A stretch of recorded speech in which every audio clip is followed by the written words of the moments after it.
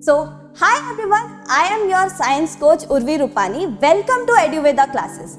Today we are going to start with this yet another amazing chapter, that is human eye and the colorful world. क्या आप मेरे पीछे इस flower को देख सकते हो? Yes of course. लेकिन क्या आप इसका कलर देख सकते हो? नहीं ना? अब देखिए ये कलर कैसे चेंज हुआ. आपकी आईज ने आपको किस तरह से बताया कि इस फ्लावर का कलर ये है.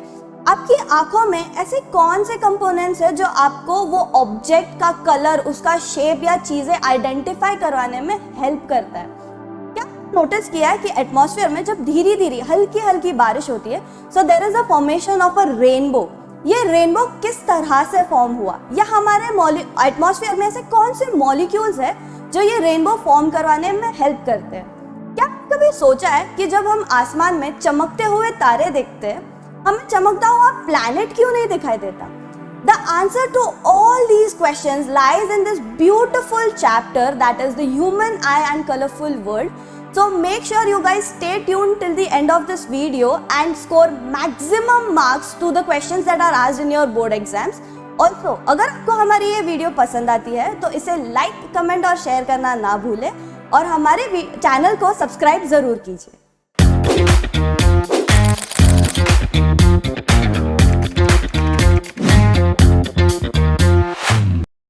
Let's go to our chapter, that is human eye and the colorful world. ये सारे contents हैं which we guys are gonna discuss today. तो सबसे पहला part क्या है? The human eye. What exactly is this human eye? ये image देख रहे हो सब लोग? ये image पे focus करो. आपकी जो eyes है, you guys are very blessed, like we all are very blessed कि हमारे पास ये beautiful eyes है. बहुत सारी चीजें the world that you can सी, कि अगर मैं ये पेन का भी कलर देख सक रही हूँ then that is, I am very thankful कि my eyes are working fine. This works as a camera. इनमें बहुत सारी स्पेशलिटी होती है, जैसे कि सबसे पहले तो ये आपकी मोस्ट सेंसिटिव सेंसरी ऑर्गन है. सेंसिटिव सेंसरी ऑर्गन यानी कि you know if you are just closing your eyes और आप अपने आसपास का एटमॉस्फेयर टेस्ट करना चाहते हो कि what am I touching, am I holding a pen. अब आप पेन पकड़ रहे हो ये आपको समझेगा, but then what colour is this pen of, you are not gonna know. Whether this pen has the ink bottom या फिर ये बोर्ड वाला पेन है, how are you gonna know. ये चीजें हैं जो आपकी आईज आपको हेल्प करती है नोटिस करने में. फिर next, all sensory organs are very significant in human, but eye is the one that enables us to see the beautiful colorful world around us. ठीक है. फिर क्या, the human eye is like a camera. It has lens system that forms an image. हमारे आंखों में एक lens होती है that forms an image on position what called retina. Then light, जब light enter होती है हमारी आंखों में, जैसे कि से फॉर एग्जाम्पल आजकल इंस्टाग्राम पे बहुत सारा ट्रेंड चल रहा है आपका सन किस इमेजेस. वो कैसे होते हैं, जो हमारे आंखों पर रोशनी गिरती है ना, that enables, that falls on what, our cornea. That enables us to see the video कि हाँ कुछ लाइट हमारे आंखों की लेंस में पड़ रही है and that is making us see कि हाँ सामने मेरे सन है, ग्रिल है, विंडो है या whatever. ठीक है. तो ये चीजें क्या है, this is basically your whole entire structure of human eye. हमारे पास ह्यूमन आई में क्या क्या है, जैसे कि क्रिस्टलाइन लेंस है, हमारे आंखों की लेंस जो होती है. फिर सीलियरी मसल्स है. ये ciliary muscles are also very very important. ये कहाँ यूज होते हैं या क्या काम करते हैं ये हम बाद में डिस्कस करेंगे. Then there is aqueous humour, pupil, iris, cornea. Cornea is the part where lights reflect, जहाँ लाइट का सारा इंटरैक्शन होता है. Then retina. Retina is the part जहां आपका इमेज फॉर्मेशन होता है कि हाँ किसी तो एक सोर्स से there is some light reflecting और light incidenting to your eyes. वो कहाँ फॉलो होगी, कॉर्निया पे, which will enable the formation of an image where on your retina. फिर आपको समझेगा ओके यार यहाँ पे ये सन, ये मून, ये क्लाउड, स्काई, ये सारी चीजें. देन ऑप्टिक नर्व है हमारी सारी. एज वी नो हमारा पूरा body is connected via nerves. Eyes की जो एंड पे होती है इस पार्ट को हम ऑप्टिक नर्व बोलते हैं एंड उसका जो वैक्यूम या ये वॉइड स्पेस है इसे हम वाइट्रस ह्यूमर बोलते हैं. There are two humours, one is aqueous and the other one is vitreous. तो अब ये क्या है, सीलियरी मसल्स क्यों यूज होते हैं ये हम देखेंगे. Power of accommodation.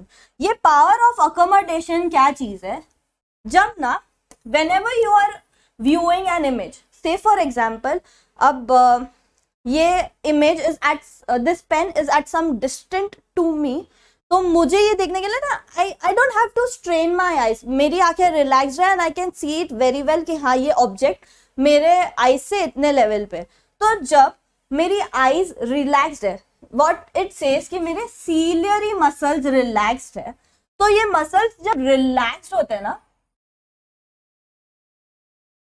जब ये मेरे सीलियरी मसल्स रिलैक्स्ड होते हैं तो तब क्या होता है, देखो the eye lens is composed of a fibrous jelly like material called as the ciliary muscles।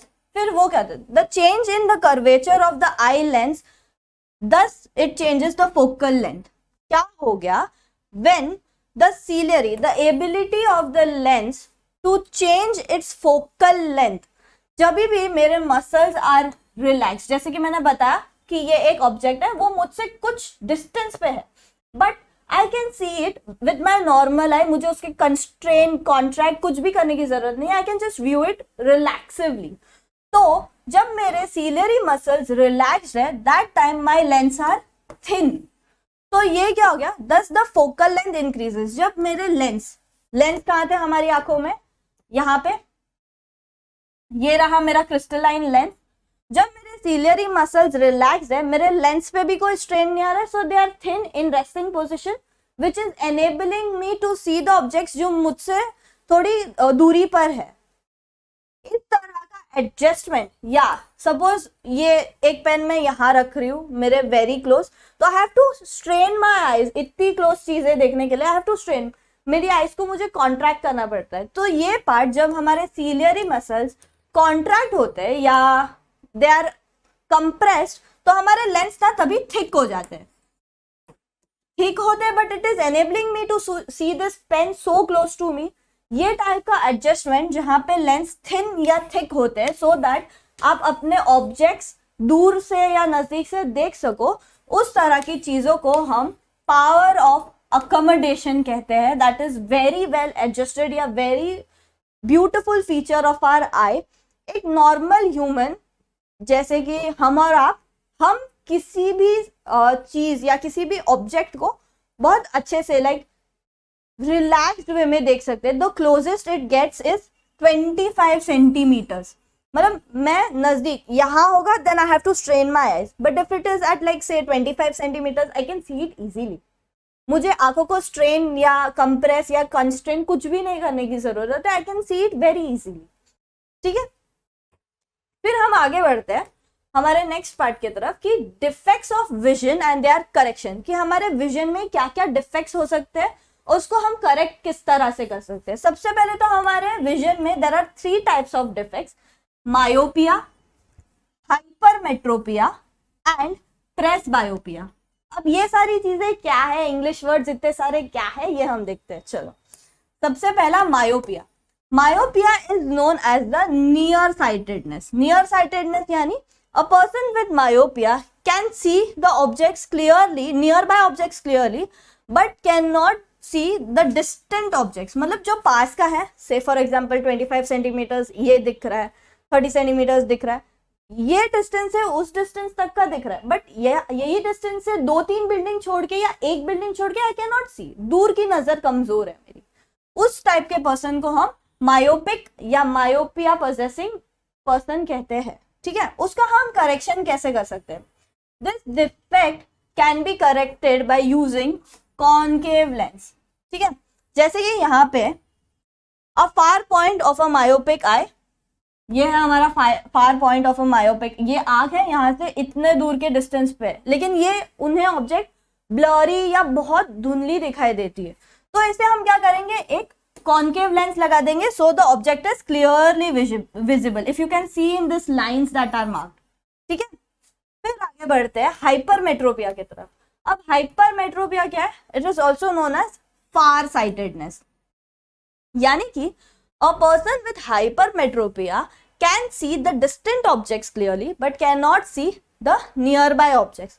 इनकी नजदीक की नजर कमजोर होती है, दूर का इन्हें अच्छे से दिखाई देता है, पास की बुक्स या पेपर वो रीड नहीं कर सकते, बहुत ब्लर हो जाती है चीज। तो इसके लिए हम करेक्ट कैसे कर सकते हैं, इसे हम कहेंगे this defect can be corrected by using convex lens.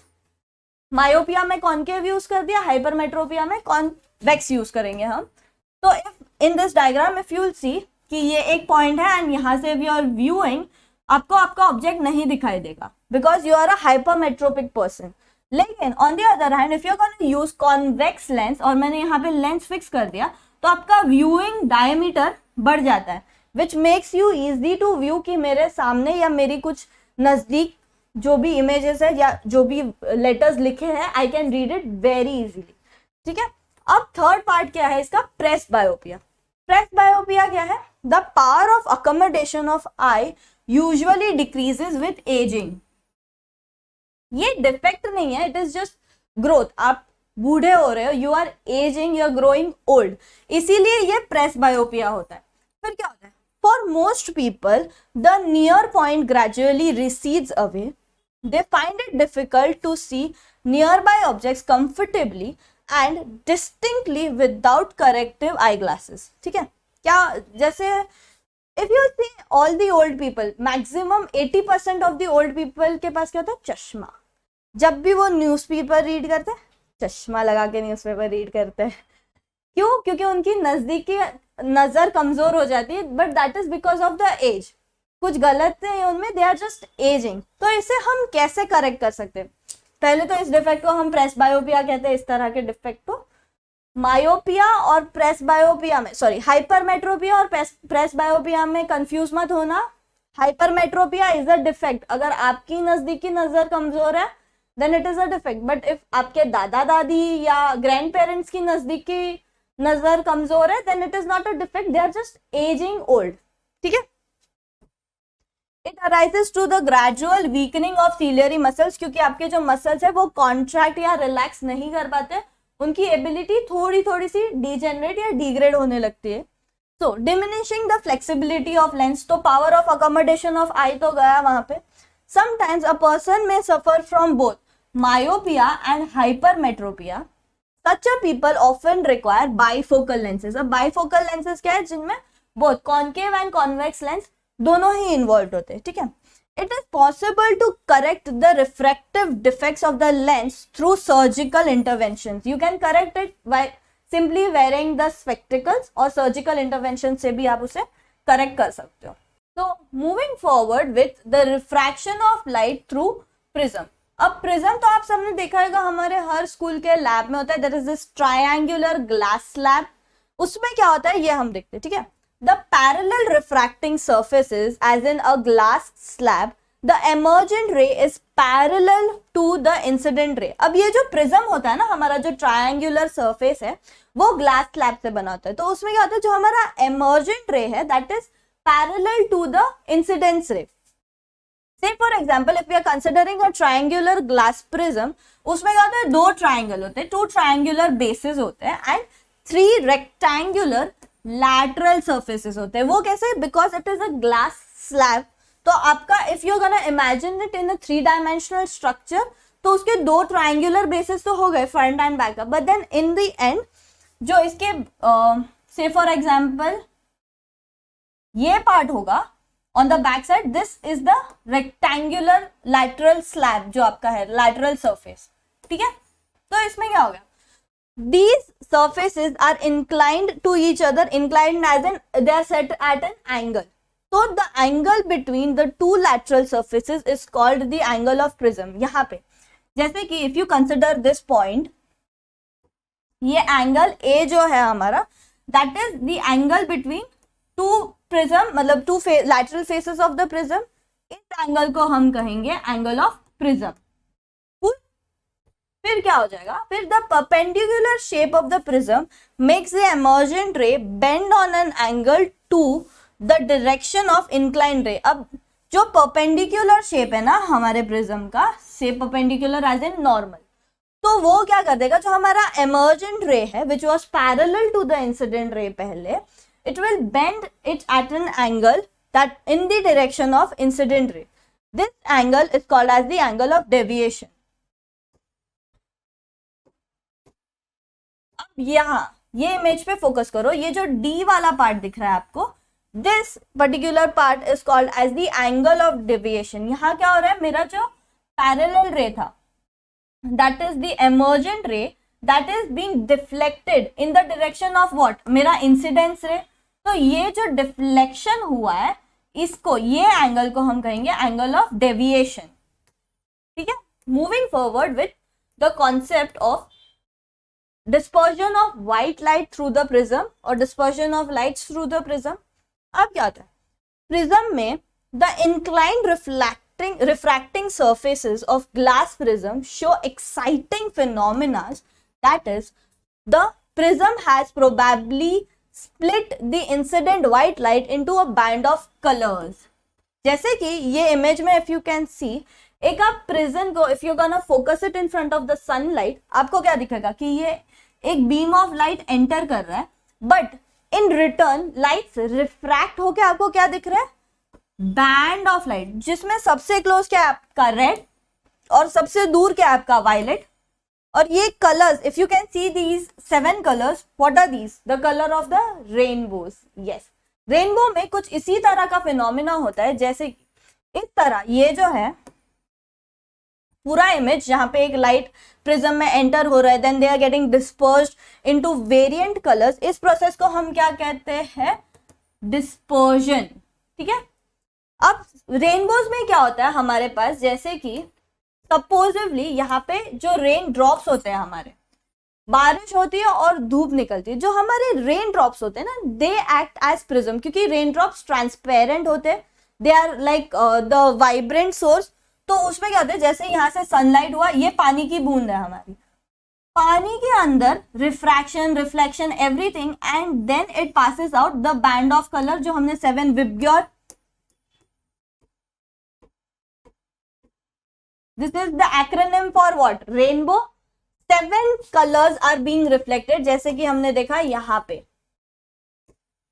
Just rainbow के टाइम पे एक नेचुरल फिनोमिना है कि प्रिज्म नहीं होता है, हमारे रेन ड्रॉप्स एक्ट करते हैं as a prism, acting prism बोल सकते हैं हम उसको, ठीक है। तो अब तक का अगर आपको हमारा चैप्टर समझ में आया हो तो प्लीज हमारे वीडियो को लाइक, कमेंट और शेयर करना ना भूले। Also do subscribe our channel and stay tuned for more upcoming videos. Thank you guys.